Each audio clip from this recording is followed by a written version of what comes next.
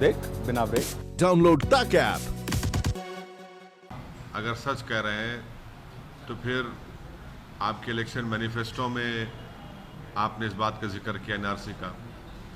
अगर आप झूठ कह रहे हैं तो फिर क्या प्रेसिडेंट ऑफ इंडिया सच कह रहे हैं कि आप ही का सरकार का बनाया हुआ प्रेसिडेंट एड्रेस में उन्होंने इस बात को कहा कि आपकी सरकार एनआरसी लाएगी प्रेसिडेंट ऑफ इंडिया के एड्रेस में। तीसरी यह है कि ख़ुद प्राइम मिनिस्टर ने एक इंग्लिश न्यूज़ चैनल के इंटरव्यू में ये कहा था कि हम एनआरसी लाएंगे।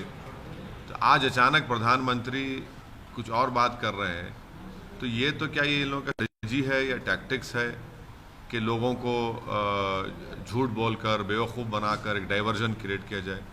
हम उम्मीद कर रहे थे कि देश के प्रधानमंत्री हैं वो क्लियर कट कह देंगे कि हम एनआरसी इम्प्लीमेंट नहीं करेंगे, क्योंकि एनआरसी का जो कानून है उसमें वर्ड इस्तेमाल हुआ है कि मे इम्प्लीमेंट एनआरसी।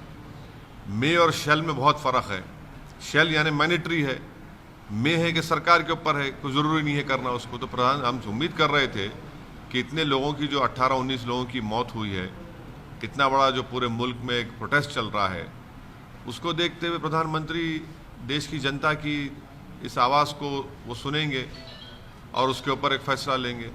मगर और कन्फ्यूजन क्रिएट कर रहे, तो लगता है स्ट्रेटजी है बीजेपी की कि प्रधानमंत्री एक बात बोलेंगे और होम मिनिस्टर एक बात करेंगे। मगर देश जानता है कि अब ये दोबारा ये कन्फ्यूजन पे कोई भरोसा ही नहीं करेगा इनकी बात पर।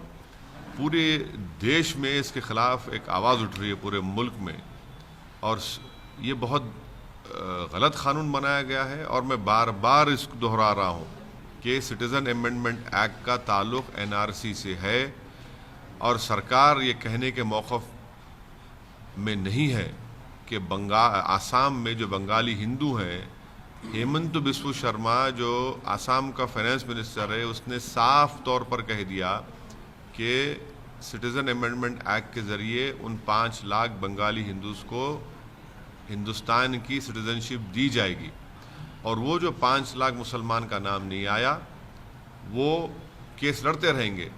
जब प्रधानमंत्री ने अपनी स्पीच में ये कहा कि ये लोग रेफ्यूजी की आवाज़ को नहीं समझ रहे हैं और घुसपैठियों की आवाज़ समझ रहे हैं, तो हम प्रधानमंत्री से इतना ही कहेंगे कि आपको आपकी नज़र में रेफ्यूजी सिर्फ हिंदू है, बंगाली हिंदू है आसाम का, और आपकी नज़र में एक घुसपैठी जो है वो बंगाली मुसलमान है।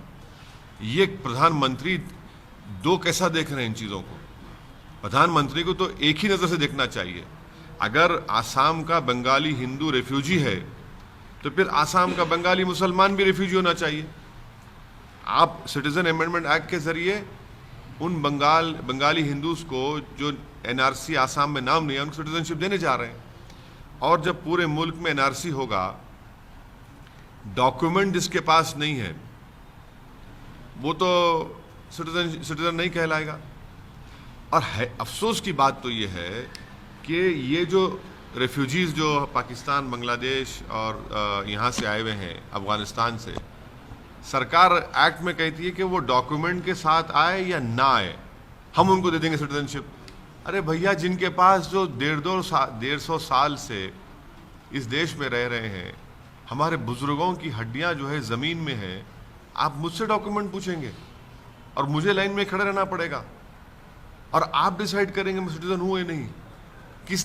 कैसे डिसाइड करेंगे आप? और एनआरसी का काम शुरू हो चुका है एनपीआर से। एनपीआर जो आइंदा साल अप्रैल 2020 में शुरू होगी, वो एनआरसी का हिस्सा है। इसीलिए तो हम कह रहे हैं कि एनआरपी को रोकना पड़ेगा, एनपीआर को रोकना पड़ेगा पहले। एनपीआर जो एनआरसी का हिस्सा है, उसमें आप सब पूछ रहे हैं, सवालात पूछ रहे हैं। और है अफसोस की बात यह है कि एनपीआर जब होगी तो एक लो लेवल ऑफिशियल वो किसी के बारे में कहे कि ये डाउटफुल है, और वो डाउटफुल जाएगा एनआरसी में। मैं इतनी बातें कर रहा हूं, इसका जवाब क्यों नहीं थी सरकार? क्या एनपीआर का ताल्लुक एनआरसी से नहीं है? जवाब दें बीजेपी की सरकार।